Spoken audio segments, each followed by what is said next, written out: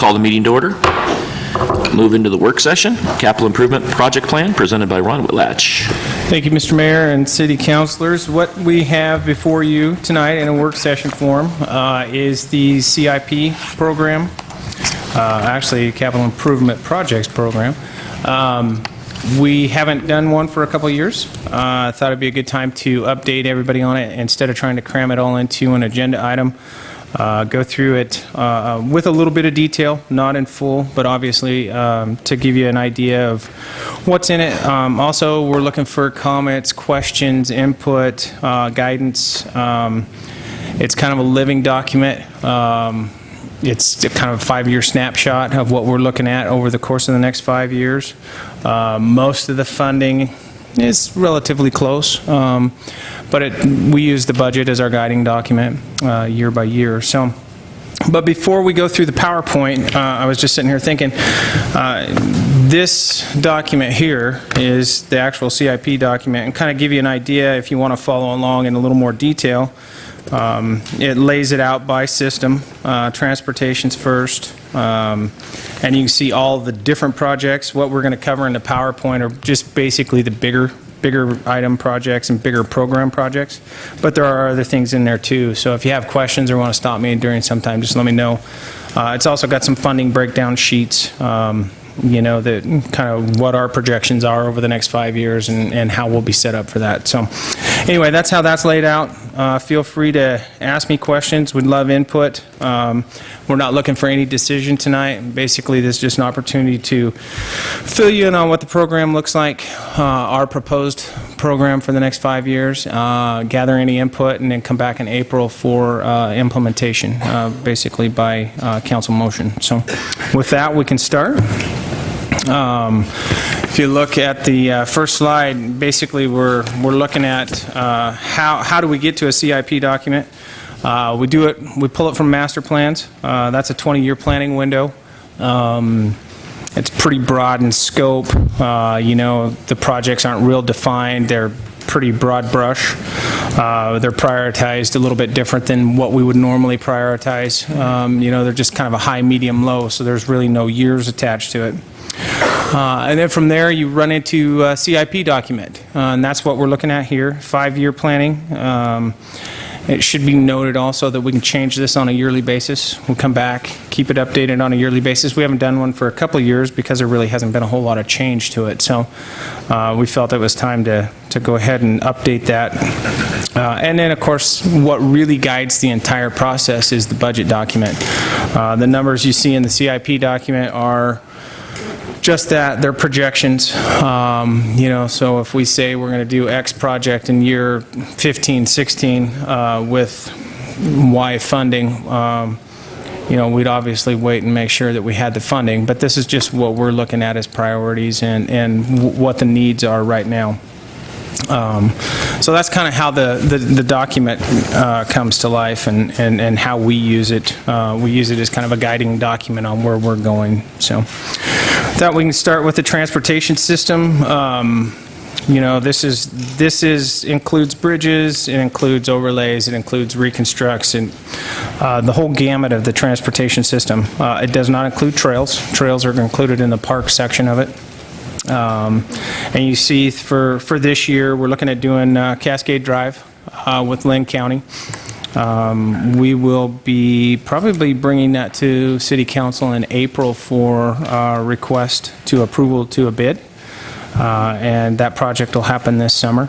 It's in a joint venture that we're doing with Lynn County to develop a sidewalk and some curb and gutter sections and updates to the street out there for basically for Seven Oaks School. And then the following year, we're proposing to do 7th Street Keys to Wassum. But potential for that to be some of it done in-house with in-house forces, depending on how things lay out. But that's a section of 7th Street that's south of Cascade School, and it has it's a 2-lane county standard road that's in pretty tough shape. And the reason, priority-wise, if you look at the next one, 7th Street E to Airport, that's probably more of a priority than Keys to Wassum. But the utilities kind kind of tie into that as well. And we're proposing to not do a whole lot in the water realm until our water treatment plant we have some definite cost numbers. That is being done to hold back the bond cost, so that going forward, our debt service is less and we can do more. Oak Street improvements, that's primarily going to be funded through the URD, Northwest URD. And it's still out there.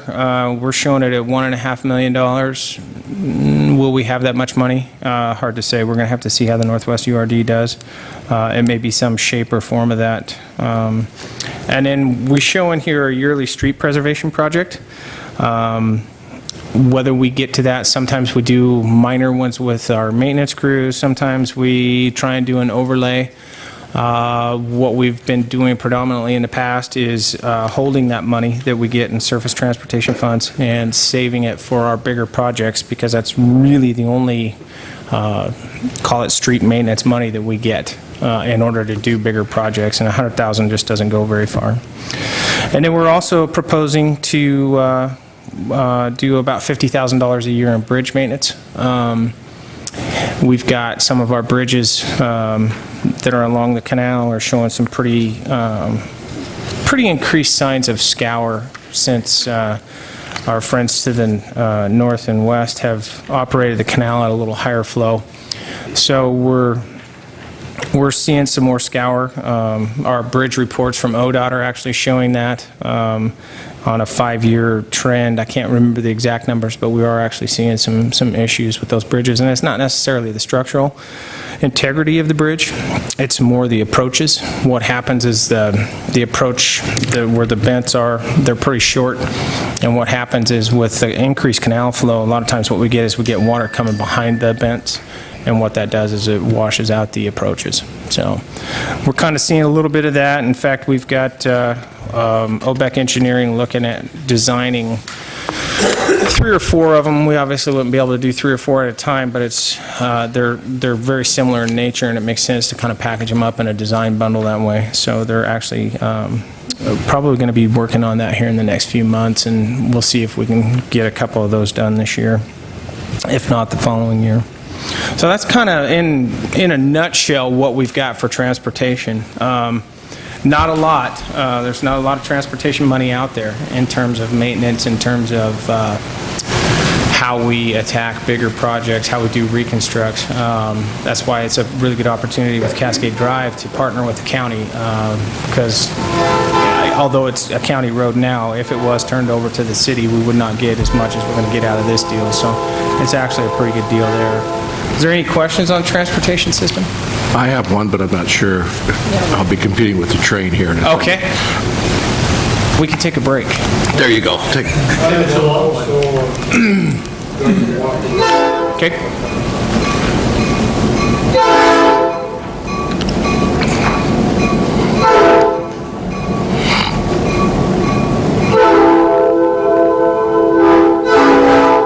Might be about 6 o'clock before we can get started again.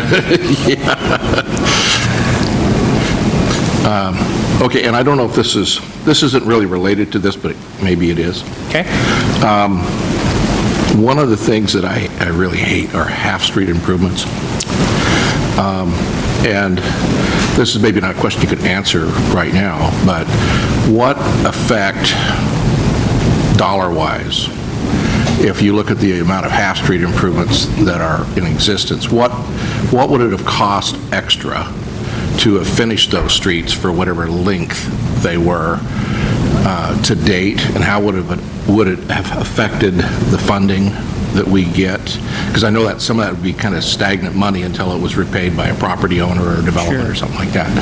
But the one that sticks out the most is Walker Road.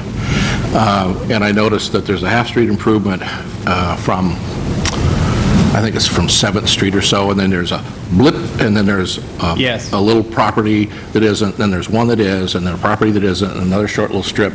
And I look at those, next to 2 of those, there are like power stations or something there, and I think, did those people not have the money to improve that? Could we have forced that so that we would have had another 2 blocks uninterrupted at least? It really boils down to what you can require of the developer.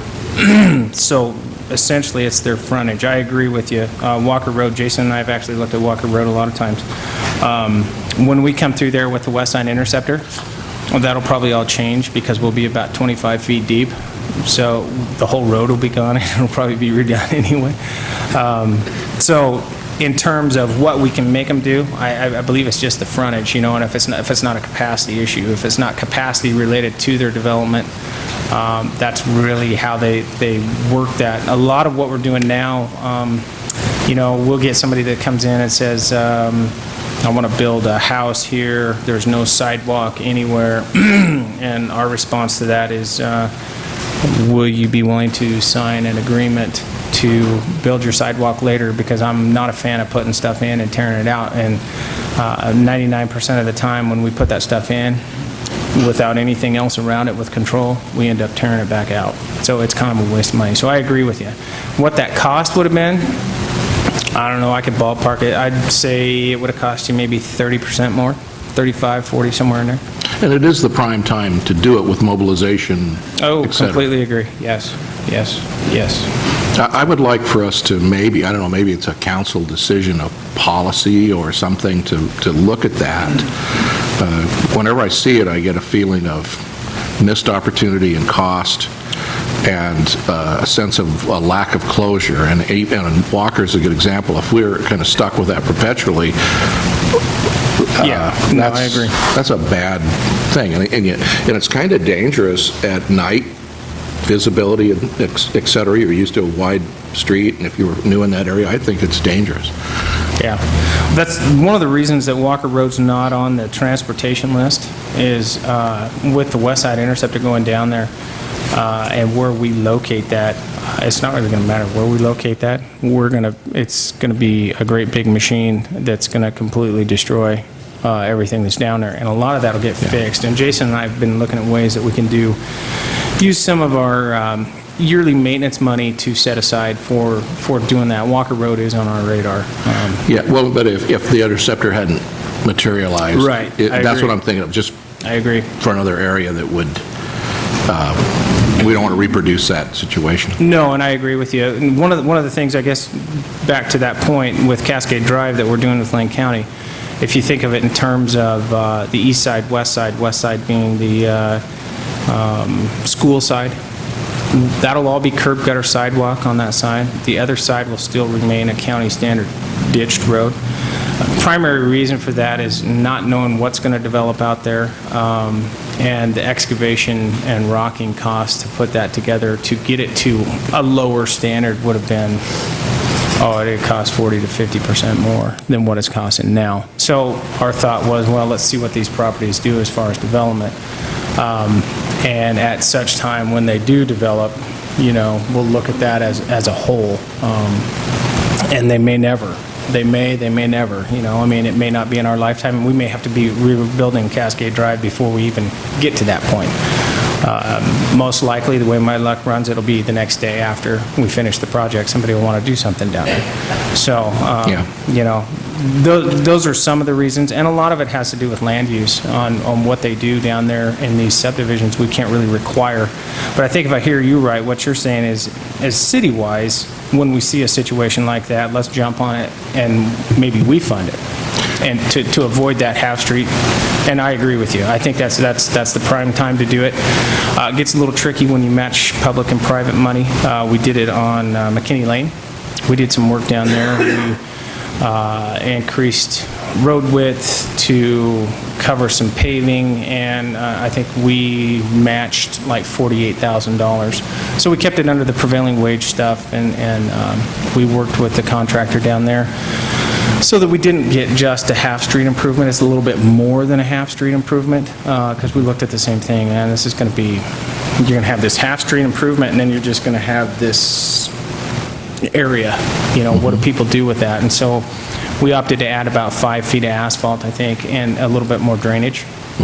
So that, you know, number one, it's a lot easier to maintain. Number two, it looks a lot better at the end of the day, and you don't have mud and grass and stuff being tracked out onto the street. So, yeah, I agree with you. Jason and I we were actually looking at that one day this week, at how, especially after, I can't think of the contractor that's down there, I believe it's CPI, doing their power work down there. It's a mess right now. It's not, it looks ugly. I agree. Yeah, if maybe there was a plan to do some kind of set-aside, so we'd be prepared to do some funding. And I think we will, when we, and that's one thing, when we get there with the West Side Interceptor, we'll come in there, and I agree with you. I'm not sure, from my standpoint, if we were doing that again, I would have never required the, we would have just said, hey, straight through, and at such time we build the curb and gutter and everything on the other side, because land use law only dictate at their frontage. I would have said, let's leave this until a later date when we can do it. And there's infrastructural deferral funds, there's a lot of things that we can do, and we do that all the time, so. Well, and there's a design difference in a county road and a city road. Oh, And yeah, I've always wondered how definitely. you struggle with finding that balance. That's where I go back to, it's really tough to put little pieces of it in and then try and match the puzzle pieces at the end. They're broken, they're off grade, so, yeah. No, that's actually a very good point. I think it's something definitely could look at. Anything else?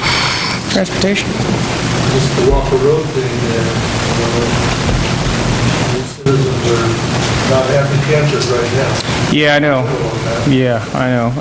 Jason's been working with the CPI contractor out there to try and do a little bit more cleanup, and we're actually going to put together some stuff with our franchise language. We're not getting what we should be getting from them in terms of, I think we need to tighten it up a little bit. It's been a lot of years, and they tell us, tell me that the promises made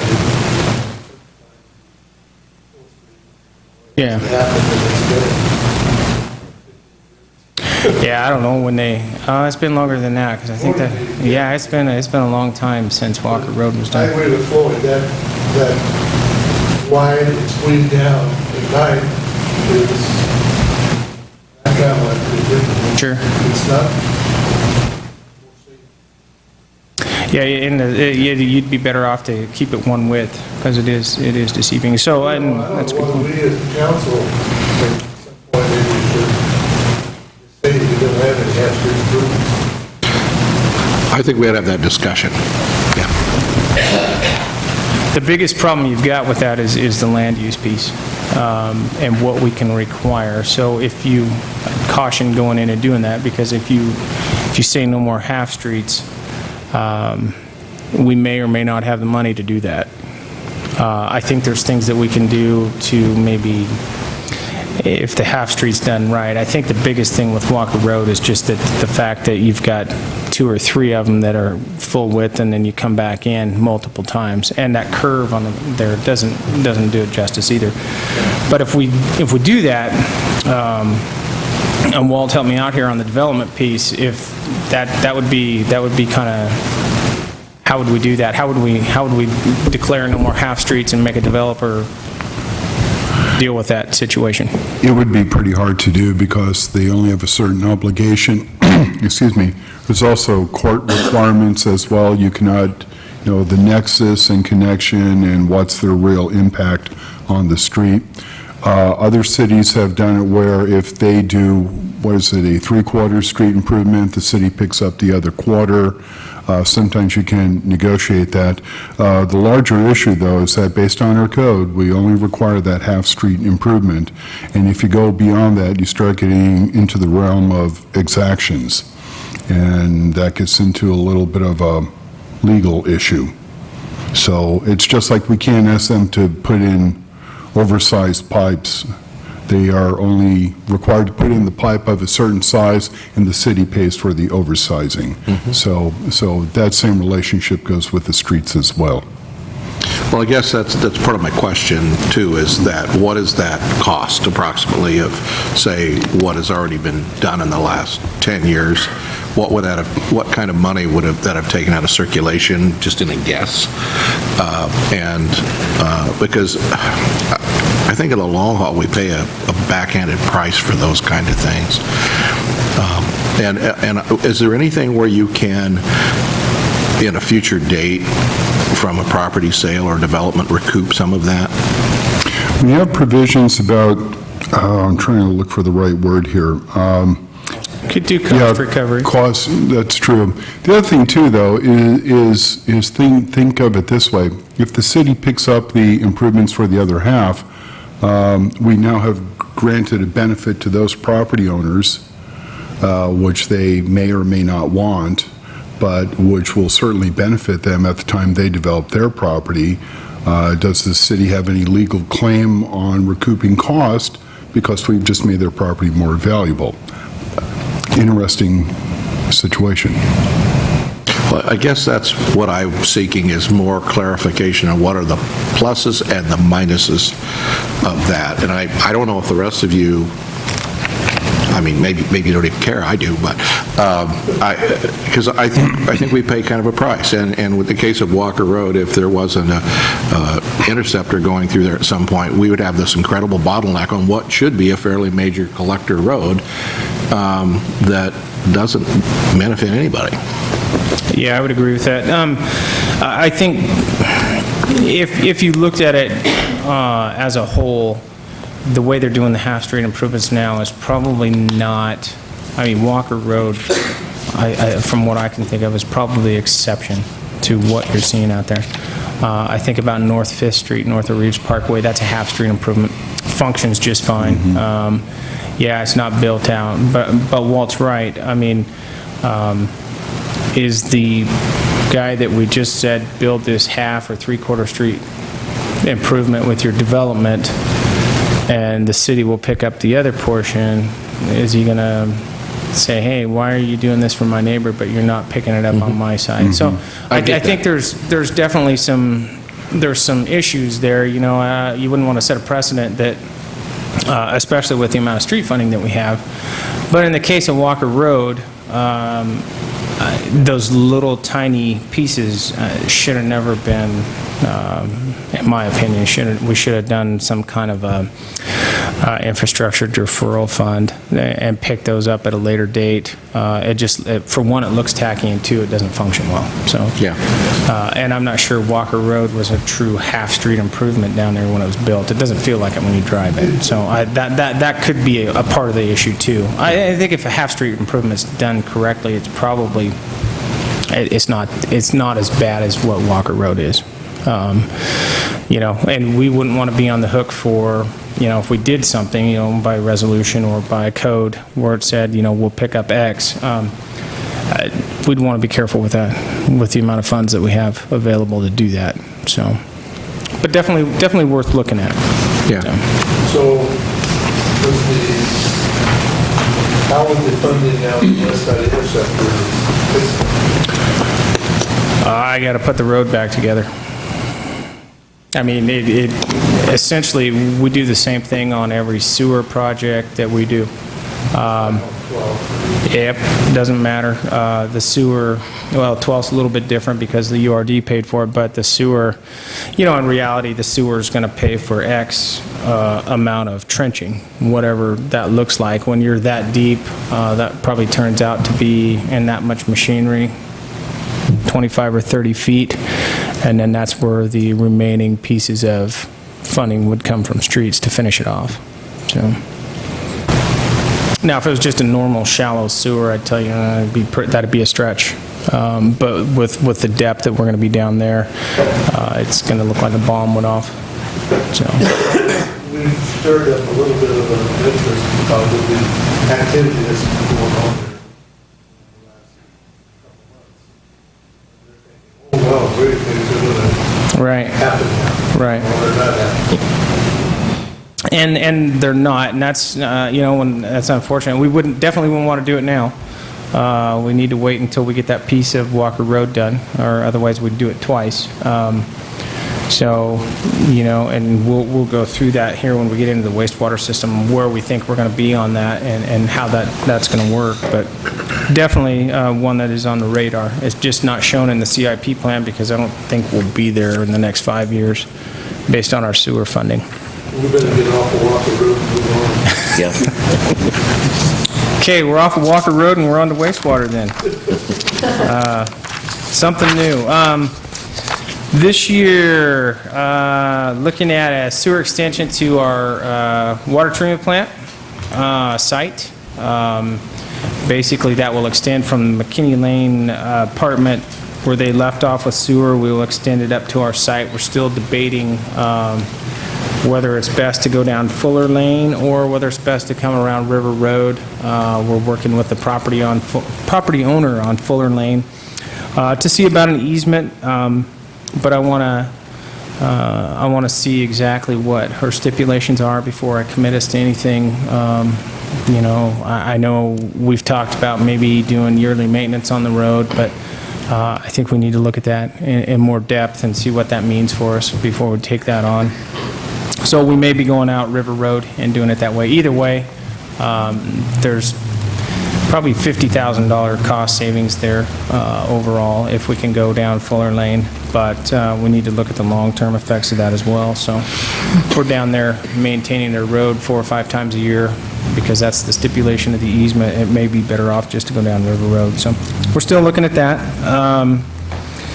We were going to do the effluent pump station this year. In fact, we asked that it be pulled off the consent calendar for tonight to purchase pumps.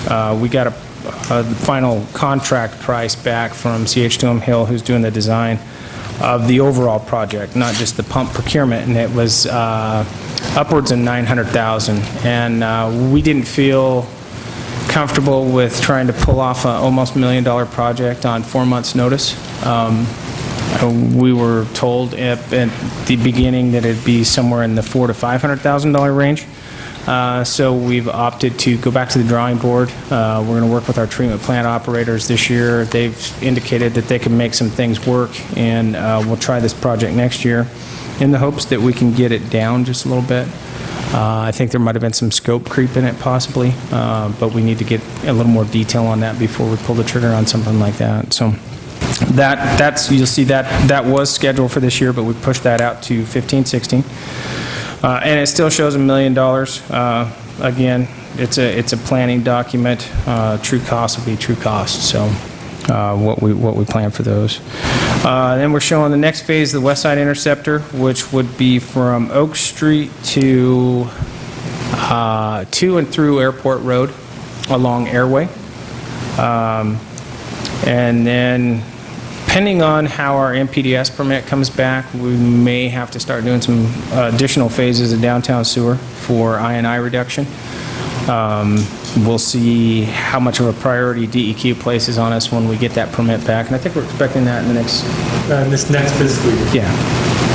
So that's a possibility. They may indicate that we need to do a little bit more there, so we'll see how that comes back. And then back to the West Side Interceptor, if you look at that, the next phase, which we would call Phase 6, would most likely be from Airport Road along Airway down to what would extend to be Walker Road, probably get over to Stoltz Hill. I'm guessing we'd try to get that far in that next phase. And then the final phase, which it's not truly the final phase, but the final phase that kind of relieves all the pressure on the south end and redirects flow, would be Phase 7, and that would be thereafter. So we're working towards that. We're working towards that with cash, and hoping to not have to sell a bond to do that project. We've got a pretty good debt service in wastewater right now, so the goal there is to do most of these projects with cash if we can. And I guess that's another thing to point out, that when we did the rate increases over, I believe we started in '07 in sewer, there's several projects on here that were not part of that rate increase package. They're projects that came up. The original thought on the rate increases was to sell bonds. We looked at that and said, well, maybe we sell a bond for some of it and use cash for the rest and try and do it over the course of a few years, as opposed to completely killing the capital program and maybe giving us a little more flexibility. So things like the sewer extension to the wastewater plant and the effluent pump station were not included in those packages, but they will be paid for as cash. What does that mean? It pushes out some of these other projects, in our opinion, at this point. Nothing detrimental in terms of the sewer system itself, as far as those projects being pushed out another couple of years in order to save cash to do them. That's the goal of those. So otherwise, these two projects, they equate to additional rate increases, if it boils down to that, if we don't do this with cash and we just stick with the original plan. So that's kind of an update on where we're at with those. And then, of course, we take about $280,000 to $300,000 a year over to our small sewer and lateral replacement program. That's the small sewer, like over on Oak Street, Maple Street, those sewers that we're doing. And then our yearly lateral program, where we pay a portion of the homeowner's lateral costs in the right-of-way. And we are actually, as we speak right now, we are out of money in that program for this year. We've had a multitude of lateral breaks this year. So the way the ordinance is written, basically, if you look at the ordinance, it says do not, we won't give out any more cash for that. What we're doing is until the next fiscal year, what we're doing is taking money from our actual sewer main program to the tune of about $30,000, hoping that gets us to the end of the fiscal year, so we don't start out off in the whole next fiscal year with the amount of laterals that are coming in to be replaced right now. It's been a really popular program, and it really does good for us because we're getting from house to main line replaced, which is a big I&I reducer. We're seeing the laterals as being a big indicator of I&I problems, along with the flows we see out at the wastewater treatment plant. So it's a good program, so we're trying to make sure that we stay on top of that. But this year was a record year. I think we've gone through $70,000 just in individual laterals already this year. Some of them are more expensive, some of them are less. So what we'll do to get through the end of the year is take the $30,000 swing from our sewer mainline program, and we'll use that and then in-house crews where we can, that anything's not too deep, just so we don't start next year with automatically handing out $30,000 to $40,000 worth of lateral money before we even turn a screw out there. So, Ron, there was a street of people, what was the project, where the laterals went out to where we couldn't replace? yes. And we were gonna pay for them to hook up to We did? in the front. And did that come out of this fund or not? Yes, it did. So that was this year too, in this fiscal year? No, it came out of that fund, two different line items. We have a line item for lateral replacement and a line item for sewer main replacement out of this fund, it's Fund 474. Was it this year? Year before. I think it was last it? fiscal year, yeah. I don't remember it this year. Yeah, it was last fiscal year. Last fall. Yeah, it might have even been last spring, yeah. But I'm pretty sure it wasn't out of this fiscal year, yeah. A portion of it may have been. Well, I've only Now been that I'm back for a thinking little over a year, so. Yeah, I'll it bet had to a have portion been- of it was, now that you say that. Yeah, thinking back to that, I think a portion of it might have been taken out of this fiscal year. But that doesn't come out of the individual laterals, that comes out of the main program. I just wondered if that was part of why we were kind of so No, far behind no. on this. When we do a sewer main replacement project, since we're paying for the laterals anyway, we are taking laterals and with our sewer main program, and we're building the laterals back to right away. The homeowner's not participating at that point, but in terms of, if you look at the overall cost of things in terms of mobilization and what you're doing while you're there and getting good connections at the main line, it benefits us to do it Yeah, while we're there. sure. So, any questions on wastewater? It's dirty. Water program is next. Next year, this year, actually, 14-15, Cascade Drive water line extension. With the Cascade Drive project, we are going to extend the 16-inch water line just so that it's in and we don't have to cut the street. Keep in mind, Anybody that does decide to annex or request water service will have to cut the street. Our thinking on that was if we, in the past, we've put laterals in, sewer laterals, and we've put water services in everywhere, and sometimes they sit there, sometimes they get used. Rather than put the expenditure out now, especially since we're not doing curb and gutter on the east side, it seemed to make more sense just to let the homeowner come in if they want to hook up to the water main. Because there's a lot that goes with that. They've got to pay the SDC fees, they've got to pay the annexation fees, and so on and so on. So it didn't quite make sense right now.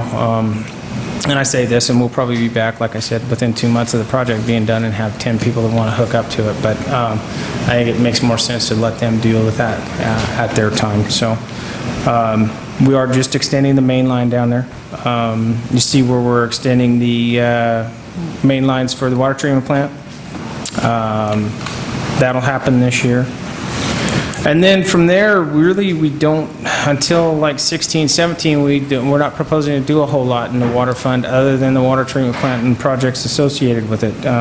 So it's kind of where we're at. Maybe 17, 18, get the Oak Street water line done. It's mostly stainless steel at this point from all the repairs that's been done on it. So that's one that we really need to get to with all the repair bands that it's got on it. That's about it in water. Project, the big project is scheduled for 15-16, new treatment plant, and that's still on schedule to do that. Obviously pending the outcome of what Albany, Lebanon Canal negotiations and how that goes. And I guess that's another thing we should probably discuss is the water line and the sewer line this summer. We may or may not pull the trigger on those. It doesn't impact us one way or the other. It's going to kind of depend on how negotiations go before we step out there and invest money in infrastructure that we can't get back. We want to make sure that that can happen first. So we may slow down a little bit on that. It won't hurt us in any way, shape, or form. So if it doesn't go till next summer.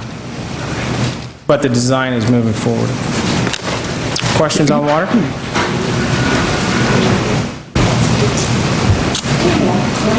Okay. Storm drainage. Storm drainage, we don't get a lot of money in storm drainage. I think that overall, we've been saving some capital funds, but I think overall it collects about $400,000 a year. This year, we'll be using about $150,000 of that towards Cascade Drive. We're looking at getting easements, you can see from the map on the PowerPoint to deal with some drainage issues in the Ralston Drive area. Burkhart Creek box culvert, that's another choke point on Burkhart Creek. It's scheduled to be done. One thing of note we will be doing that doesn't show in the CIP plan, but with our crews this year, we'll be putting in the outfall end of the Cedar Drive storm drainage. We've got an easement, and we'll be coming in with our crews to put the outfall end of that in this summer, so that's set and ready to go, and we'll continue to build that area out as funding allows. Let's see, and then 18-19 is when we really project to do some bigger stuff with storm drainage out there in the Ralston area. Any storm drainage questions? Okay. Parks and facilities, really not a lot to talk about here. We really have no major plans for any major buildings. You will notice that in there, I believe City Hall was in there. It shows as an unfunded future date. And really all that is to talk about funding strategies, should the council decide to do that, and moving that project forward. But it's not shown with any dollars attached to it or anything like that. So that would change if there was a push to do that or something. But right now, we didn't see that. And then we've got our just basically our trails. We're applying for several grants for Ralston Park, and you'll hear about those, or Ralston Park, River Park. You'll hear about those tonight and what they are and resolutions we're asking for. And beyond that, that's really all we're doing with parks. Jason's doing a great job of maintaining them and fixing them up and doing what he can with what he has, and really where we're at with it. Any questions on those? Last page is just a funding summary. Kind of indicates where we're at dollar-wise. We're showing in this 5-year CIP almost $30 million worth of improvements. Obviously, a big portion of that's the water treatment plant. But you take that out and it works out to, well, probably about 13 million or so, somewhere in that neighborhood. So, fairly aggressive plan. And we'll do what we can with it. How about any questions, guidance, direction? Don't ever come to me with this again. I know it's kind of dry. It's actually even dry for me. I like more details, but it's something that we definitely need to have on file. So if there's no input or comments, we'd probably request a motion next council meeting. One question I have is, how is the cuts that we've had to do as far as the budget going to affect the water treatment plant? In terms of? In terms of capital funding or money that we're putting into that, or able to put into that? The cuts that we've made, in honesty, the cuts that we've made, let me take Public Works, whose primary funding source is not the general fund. Cuts we made there were based on what we see in revenues coming in our sewer and our water fund. Water fund is doing as projected. Sewer fund, we're running about 2% behind. We're also seeing some of these other projects that are priorities that weren't included into the rates to begin with come up. So that is a primary reason for staff reduction this year in engineering. Was not necessarily the workload itself, but the timing of the workload and also the funding. Some of these projects it's gonna take a little bit longer to save. And we're trying really hard right now to keep rates where they're at without having to increase rates. And that's just part of how we did it. So in terms of how it's going to affect what we do at the water treatment plant, it should be no problem. That's our priority project. That'll happen, no problem. Some of the other sewer projects, West Side Interceptor and some of those, we want to get them done, and they're important. But there's no fire, I guess is the best way to put it at this point. So. Other questions? Okay. Okay. Thank you for enduring that. And if you have no questions, or input, if you have input or you want to see some things changed, we're always open to that too. But we'll bring back a motion next council meeting with everybody's own book. Thank you, Ron. Okay, thank you. Hey, Rob. We'll adjourn unless there's any other councilor comments, we'll adjourn the work session.